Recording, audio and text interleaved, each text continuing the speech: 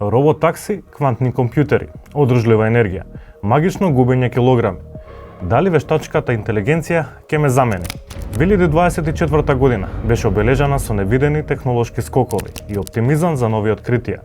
Сепак, повеќе од кога било, луѓето ја преиспитуваат својата улога во општеството, а јазот меѓу технофеудалистите и општата популација драстично се зголеми.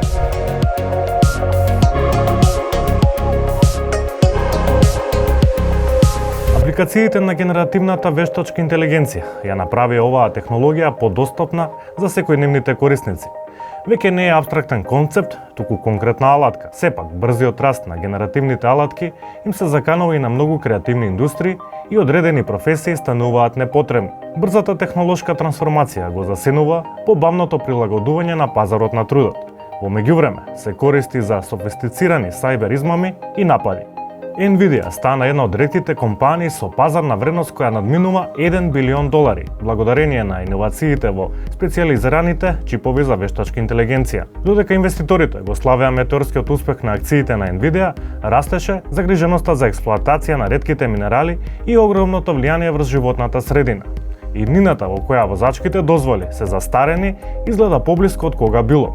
Во 2024 година се зголемија тестовите на робот-такси кои работат во реален сообраќај. Наместо да се потпираат само на радари и камери, тие сега зависат од алгоритмите за вештачка интелигенција. Дистописките предвидувања сугерираат иднина во која повеќе нема да поседуваме возила, туку ќе ги споделуваме преку апликации. Системите за вештачка интелигенција ќе ги одредуваат рутите врз основа на ефикасноста, потрошувачката и сообраќајот. Како ретко кога, технологијата имаше значајна улога во здравството во изминатата година. Од трка за набавка на GLP-1 лекови за контрола на диабетесот, кои се користат за магично губење на тежината, до зголемен фокус на физичкиот изглед во потрагата по вечна младост. Алатките за вештачка интелигенција се пременуваат и во специјализираната здравствена заштита.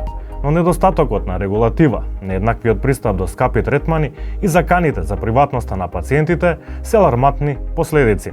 2024 година не беше сосема песимистична, иако општествените науки ја опишуваат како најдистописката година досега. Успехот на SpaceX во фаќањето ракета за време на слетувањето со помош на канџа внесе оптимизам во визијата за човечка експанзија во Вселената. Пробивот во генетиката и технологиите за справување со климатската криза даваат надеж за решавање на многу општествени проблеми и изнаоѓање лекови за болести.